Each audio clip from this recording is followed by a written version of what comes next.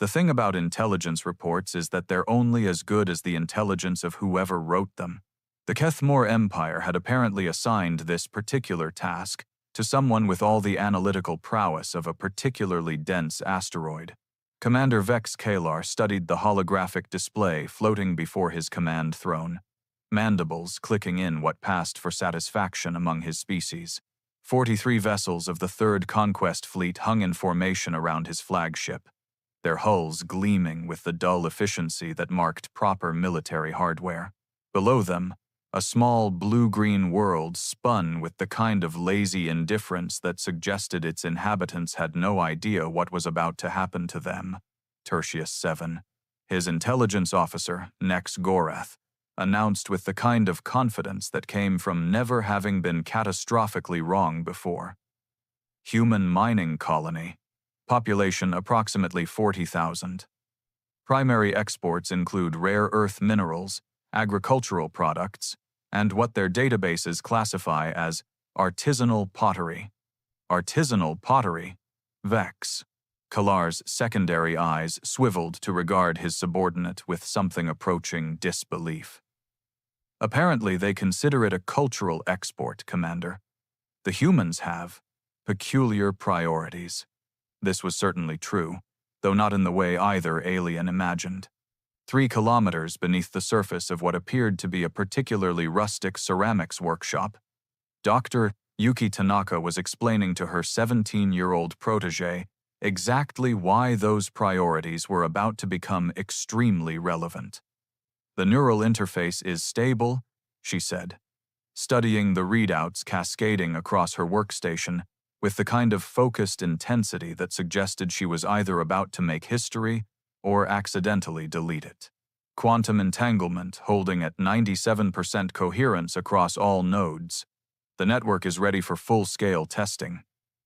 Echo 7, the designation had started as a joke about her tendency to repeat herself, though the irony was about to become considerably less amusing, floated in the crystalline suspension chamber at the heart of the facility. Thousands of quantum-threaded neural filaments connected her consciousness to a network that spanned not just Tertius 7, but dozens of similar colonies across human space. About time, she said, her voice transmitted through the quantum field rather than her vocal cords. Over 97% of viewers here are watching without subscribing. Don't be one of them. Hit that subscribe button right now and join the journey. Every click helps us grow stronger, and you'll never miss the next epic story. I was getting bored watching the mining reports. Did you know ceramic production is up 12% this quarter? Those aren't mining reports, Dr. Tanaka replied. Those are invasion fleet deployment patterns. The Kethmore have been building up forces in this sector for 3 months. Oh, Echo. Seven's consciousness flickered with something that might have been embarrassment. That explains why the pottery kilns looked suspiciously like plasma cannons. Above them, Commander Vex Kalar was receiving what he believed to be excellent news. His communications officer had intercepted several transmissions from the planet's surface, panicked discussions about evacuation protocols, frantic requests for transport ships, and repeated mentions of civilian casualties. Standard pre-invasion terror. Exactly what the Kethmore expected from a properly intimidated population. They're requesting an audience, the communications officer reported. The transmission originated from what appears to be their primary administrative center. Let them grovel, Vex Kalar decided. Open the channel. The holographic display shimmered, revealing a middle-aged human female in what appeared to be a laboratory coat. Behind her, banks of equipment hummed with the kind of purposeful energy that should have been a warning sign if the Kethmore had been paying attention to anything other than her apparently calm demeanor. This is Dr. Yuki Tanaka, Director of Colonial Operations for Tertius 7, she said, with the kind of professional courtesy typically reserved for interdepartmental memos. We're prepared to discuss terms for your immediate withdrawal from this system. The bridge of the Kethmore flagship fell silent. Several junior officers exchanged glances that suggested they were either mishearing the translation or the human had suffered some kind of catastrophic neural malfunction. I believe, Vex Kalar said slowly, that you misunderstand the situation. We are here to claim this world for the Kethmore Empire. You will surrender immediately, or we will take it by force. I see. Dr. Tanaka nodded thoughtfully. And you've reviewed our defensive capabilities? Your defensive capabilities consist of 3 obsolete orbital platforms, and what our scans indicate is a rather enthusiastic militia, armed with projectile weapons, Nexgorath interjected with the kind of condescension that came naturally to species who had been conquering things for millennia. Projectile weapons, Doctor, Tanaka repeated. Yes, we do have those. In the quantum chamber far below, Echo 7 was having what could generously be called a moment of clarity. The network was showing her things, sensor readings, energy patterns, defensive matrices that existed in 17 dimensions, and operated according to principles that made traditional physics look like a children's finger painting exercise.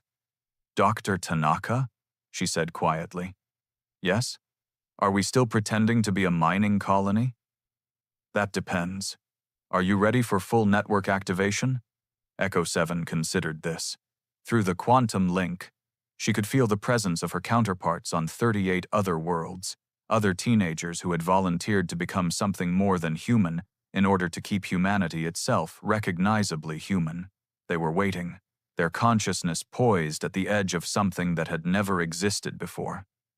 The Kethmore fleet is positioning for orbital bombardment, she observed. 43 vessels, Class 7 through IF. Configurations.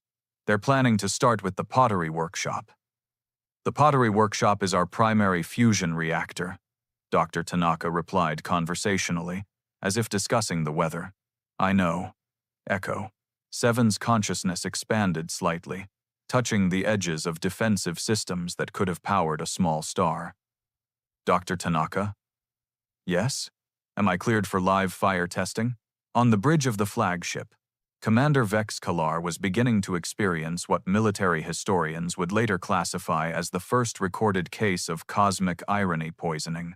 The human on the screen was still smiling with that infuriating professional politeness, as if she were discussing a minor scheduling conflict rather than the imminent conquest of her world. You have 30 minutes to begin evacuation procedures, he announced. After that, we commence bombardment. Oh, that won't be necessary, Dr. Tanaka replied. But thank you for the advance notice. It's always nice when visitors are punctual. The transmission ended, leaving the Kethmore Bridge in the kind of silence usually reserved for funeral services or really awkward family dinners. Sir, the communications officer ventured. Begin the bombardment, Vex Kalar ordered. Target their primary population centers.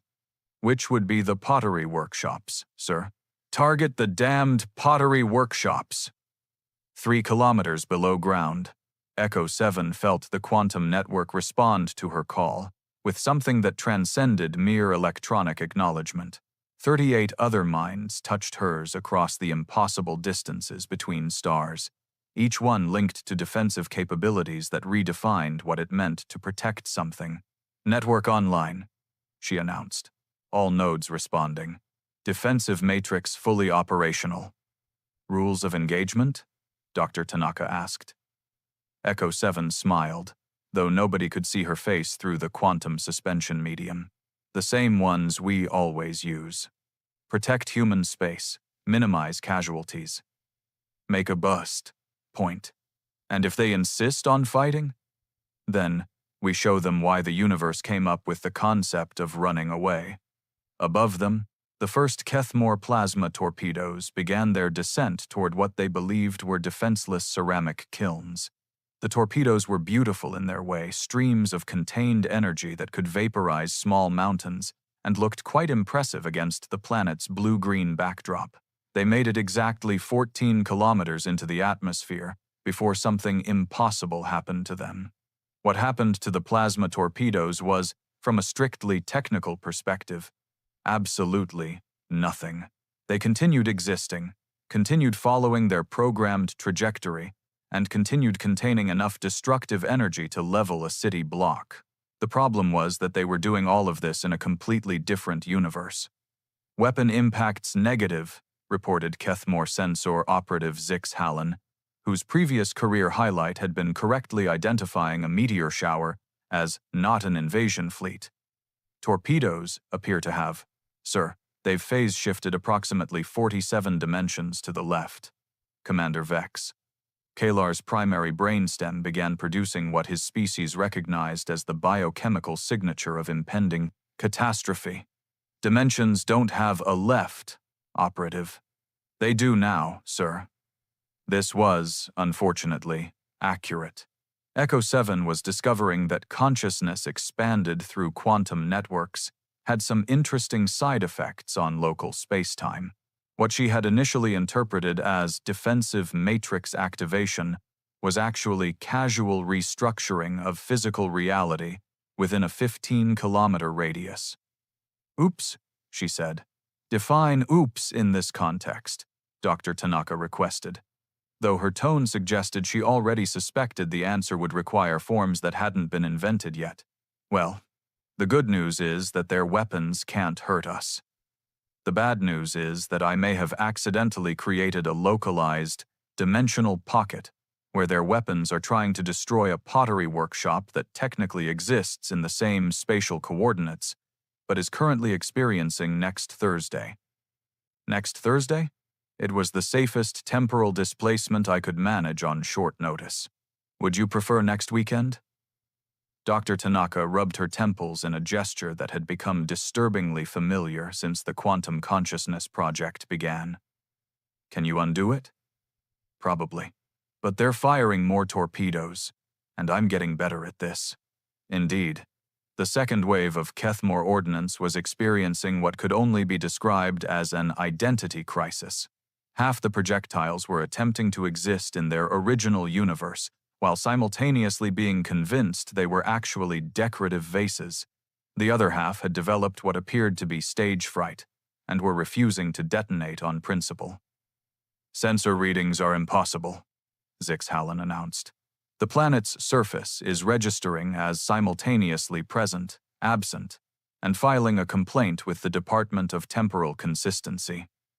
There is no Department of Temporal Consistency, Vex Kalar snapped. There is now, sir. They've sent us a cease and desist order. On the bridge of the Kethmore vessel, Inexorable Conquest, a name that was aging poorly, Navigator Rex Tillon was having revelations that would have impressed several schools of philosophy. Commander, I'm detecting massive quantum fluctuations throughout this system. Whatever defensive technology these humans possess, it operates on principles that shouldn't be possible. Nothing is impossible, Vex Kalar declared with the kind of military confidence that had gotten his species through 3 centuries of successful conquest. Deploy the Graviton Disruptors. The Graviton Disruptors were the Kethmore Empire's most advanced weapon system exotic matter projectors capable of destabilizing planetary cores. They had never failed to crack a world's defenses, primarily because they had never encountered defenses that were curious about how they worked.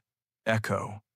7's expanded consciousness flowed around the incoming graviton beam like water around a stone, except the water was interested in theoretical physics, and the stone was about to get a very thorough education. Fascinating, she murmured. They're using controlled exotic matter decay to generate localized space-time distortions. Clever. But they're only working in 4 dimensions. How many dimensions are you working in? Doctor, Tanaka asked, though she suspected the answer would give her a headache. At last count? 17, though dimension number 12 seems to exist primarily to make sarcastic comments about the other 16. The graviton disruptor beam struck Echo, 7's quantum defensive field, and promptly underwent what physicists would later term aggressive philosophical questioning.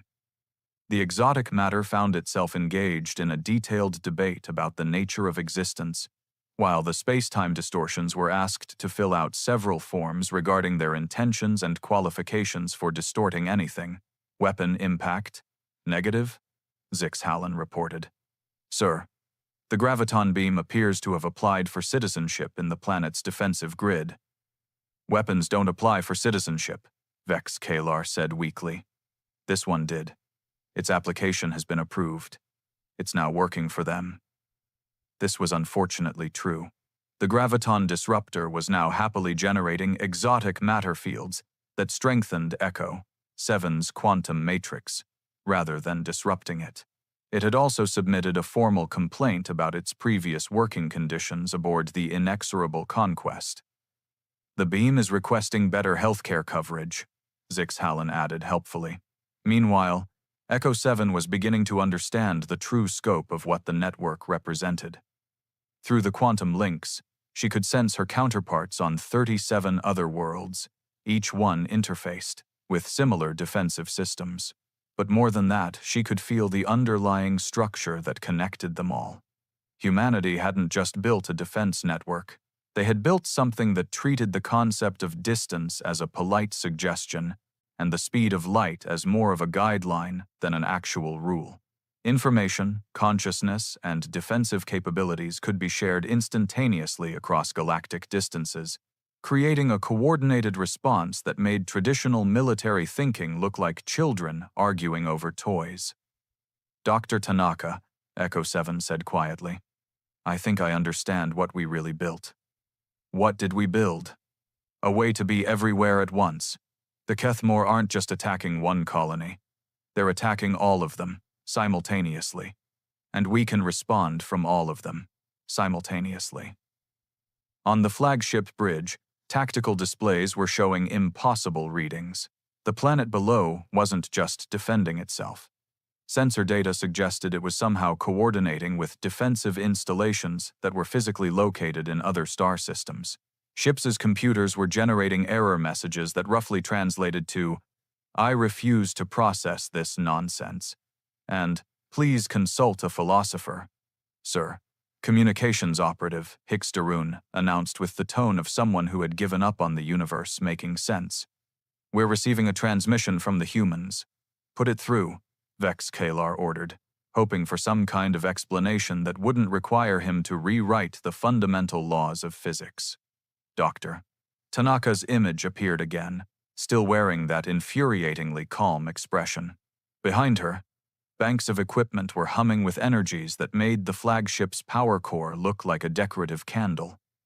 Commander Vex Kalar, she said pleasantly, we've reviewed your attack strategy. It's quite impressive, very traditional. We especially appreciated the graviton disruptors they've decided to stay and work for us instead. What are you? Vex Kalar demanded. We're humans who got tired of pretending to be less than we are, she replied. Now, we're prepared to offer you a choice. What choice? You can retreat from this system immediately, or we can show you what our defensive capabilities look like when we stop being polite about them. In the quantum chamber, Echo 7 was smiling as she felt the network's full potential beginning to unfold around her consciousness. Through the link, she could sense the other nodes coming online, their combined capabilities, creating something that transcended individual human limitations while preserving everything essential about human nature. How long to reach full network synchronization? Dr. Tanaka asked. About 60 seconds, Echo 7 replied. Give or take a few subjective eternities. What happened next would have been impossible to predict, primarily because it had never happened before in the known universe. Echo 7's consciousness touched the quantum threads connecting her to 37 other nodes, and suddenly, individual became a concept that required extensive footnotes. She was still herself 17 years old, fond of terrible music, and possessed of an unfortunate tendency to make sarcastic observations at inappropriate moments. But she was also Whisper 9 on Kepler 442b, who specialized in gravitational manipulation and had strong opinions about alien fashion choices, and Phoenix 3 on Tau Ceti E, whose particular talent involved convincing energy weapons that they were actually very sophisticated mood lighting, and 35 others. each one maintaining their essential humanity, while sharing capabilities that made traditional warfare look like an elaborate form of interpretive dance. Commander Vex Kalar, meanwhile, was discovering that there were disadvantages to being a military commander who had never encountered anything genuinely surprising. His tactical databases contained strategies for 47 different forms of resistance, but none of them covered. Enemy appears to exist in multiple star systems simultaneously. Status report, he demanded, though his tone suggested he was bracing for news that would require him to update his understanding of how reality worked. The human colony is coordinating with installations in the Proxima system, reported intelligence analyst Kine Vorth, whose previous assignments had involved much more straightforward planets that stayed in one place and followed basic physics. Also the Kepler system, and 17 others, simultaneously. That's impossible. Faster than light communication requires. Sir, they're not communicating faster than light, Kin Vorth interrupted with the kind of professional courtesy reserved for delivering catastrophically bad news. They appear to be the same consciousness distributed across multiple locations. According to our sensors, we're not fighting a colony. We're fighting a distributed entity that happens to be located in 38 star systems at once. This was, from Echo 7's perspective, a reasonable assessment. The network synchronization had reached what the technical specifications described as optimal integration, though those specifications had been written by people who hadn't anticipated that consciousness could be distributed across interstellar distances while maintaining individual personality traits. She could feel Comet 12's amusement at the Kethmore fleet's tactical confusion, while Storm 5 was already calculating optimal defensive responses for 17 different attack vectors. Binary 8 had started composing what appeared to be a very rude song about alien invasion tactics, set to a tune that existed only in dimensions where music could be perceived as geometric forms. Network status? Doctor, Tanaka inquired, though she was monitoring readings that suggested the answer would involve numbers that hadn't been invented yet. Fully synchronized, Echo 7 confirmed, all nodes responding. This is interesting. We're not just connected to the defensive installations, we're connected to the colonies themselves. This was the part that the original project specifications had mentioned in very small print, usually in sections labeled theoretical considerations or things we hope don't actually happen.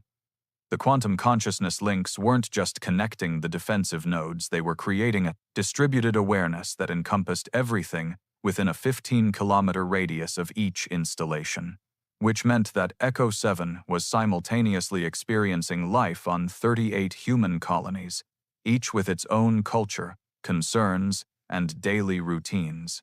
She could feel the morning rush on Kepler 442b, where the local caffeine substitute was apparently much more effective than Earth coffee.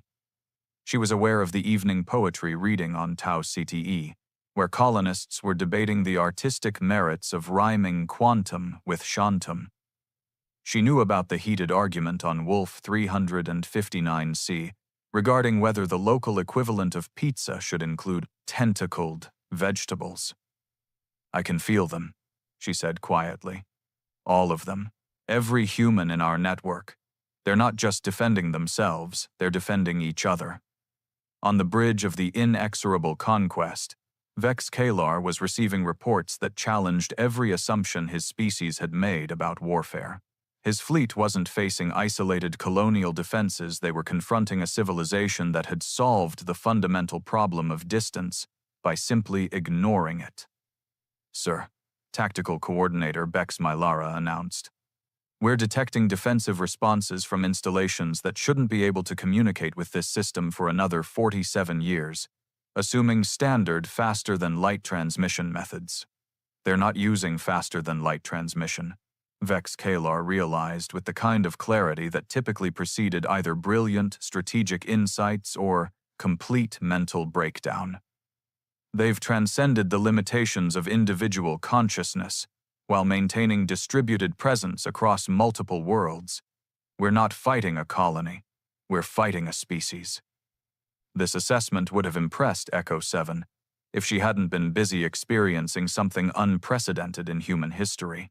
The network was showing her not just the defensive capabilities of 38 worlds, but the dreams, hopes, and determination of every human connected to the system. They weren't just defending territory, they were defending the idea that humanity could spread across the galaxy while remaining recognizably human. Each colony maintained its unique culture and character, but all were linked by quantum threads that made distance irrelevant and individual mortality a temporary inconvenience rather than a permanent limitation. "Dr. Tanaka," she said, her consciousness flowing through streams of data that represented the collective human experience across light years. "I understand now why we built this." Why did we build it? Because we realized that the universe is too big and too dangerous for individual humans to explore alone. But it's just the right size for humanity as a unified consciousness. The implications were staggering. Traditional military conquest required occupying territory, controlling populations, and managing resources across vast distances. But how did you conquer a species that could distribute consciousness across multiple star systems while maintaining individual identity? How did you occupy worlds where the defenders were simultaneously located in dozens of other places? "Sir," communications operative Hickstarun reported, with the tone of someone who had stopped expecting the universe to make sense, "The humans are requesting another conversation." "Put them through," Vex Kalar ordered, though he suspected the conversation would involve concepts that his language didn't have words for. Dr. Tanaka's image appeared, but something was different. Her eyes held depths that suggested she was seeing more than just the bridge of a Kethmore flagship. Behind her, the equipment displays were showing patterns that resembled neural activity on a galactic scale. "Commander," she said with a smile that somehow conveyed infinite patience, "we've reconsidered our previous offer." "What are you offering now?" "The same choice but with additional context. You can retreat from all 38 of our systems immediately, or we can demonstrate what coordinated defense looks like when every human colony in our network responds simultaneously to protect a single threatened world." Vex Kalar felt his secondary brainstem register what his species classified as existential terror, with notes of professional inadequacy. "All 38 systems? We're curious to see what your fleet tactics look like when they're simultaneously facing defensive installations in star systems separated by hundreds of light years, all coordinated by a single distributed consciousness that's been practicing for exactly this scenario." In the quantum chamber, Echo 7 was preparing to find out whether 60 seconds would be sufficient to demonstrate why the universe had developed the concept of strategic retreat. Commander Vex Kalar made what historians would later record as the last purely Kethmore decision of the engagement. "Deploy the entire fleet. Full assault formation. If they want to play games with impossible technology, we'll show them what 4 centuries of military superiority actually looks like." Echo 7 felt the decision ripple through the quantum network before the orders reached the alien ships. Across 38 star systems, her distributed consciousness registered mild disappointment. Not surprised, the psychological profiles had predicted this response with depressing accuracy, but disappointment nonetheless. "They chose the demonstration," she informed Dr. Tanaka. "Full capability? Everything we've got." Which is, apparently, quite a lot more than I initially calculated. What happened next could be measured in several ways. From a temporal perspective, it lasted exactly 59.7 seconds. From a tactical standpoint, it involved the simultaneous coordination of defensive systems across distances that should have required decades to traverse. From a philosophical perspective, it represented humanity's definitive answer to the question of whether compassion and overwhelming force were mutually exclusive concepts. The answer, it turned out, was elegantly simple. They weren't. At second 0, The Kethmore fleet began its assault. 43 vessels launched everything in their arsenals: plasma bombardments, graviton disruptors, exotic matter torpedoes, and several weapon systems, whose names translated roughly as planet enders and civilization stoppers. It was an attack capable of sterilizing multiple worlds, delivered with the kind of military precision that had conquered half a galaxy. At second 12, Echo, Seven's consciousness flowed through quantum threads to analyze each incoming projectile individually. Not the weapon types, she had identified those during the previous exchange. The actual projectiles. All 47,000 of them. While simultaneously composing a shopping list for the colony's next supply run and wondering if anyone had remembered to feed the director's cat. At second 23, the network activated what the technical manuals described as localized physics modification protocols. This was a polite way of saying that Echo 7 and her distributed consciousness had decided the laws of physics were more like guidelines, and they were making some editorial suggestions. Every weapon fired by the Kethmore fleet encountered a universe that had suddenly become very interested in alternative outcomes. Plasma torpedoes discovered they were actually holographic art installations. Graviton. Disruptors realized they were much happier as decorative water features. The exotic matter bombs experienced what could only be described as a profound spiritual awakening and decided to become meditation crystals instead. At second 37, something unprecedented occurred in the recorded history of galactic warfare. Echo 7 began teleporting the crews of the attacking vessels. Not the ships, the crews. Every single Kethmore officer, technician, and enlisted soldier found themselves instantly transported to habitable worlds within the network's range. Not randomly scattered, but carefully placed according to their individual psychological profiles, medical needs, and expressed interests from their personal communication logs. Commander Vex Kalar materialized on a peaceful agricultural world where the colonists were renowned for their therapeutic pottery classes. His communications officer appeared on a research station dedicated to studying interspecies music theory. The tactical coordinator found himself on a world where the primary occupation was competitive philosophy, and everyone was eager to debate the ethics of conquest with someone who had actually tried it. At second 45, the Kethmore fleet hung in space as empty hulls, their crews safely relocated and their weapons transformed into various forms of public art.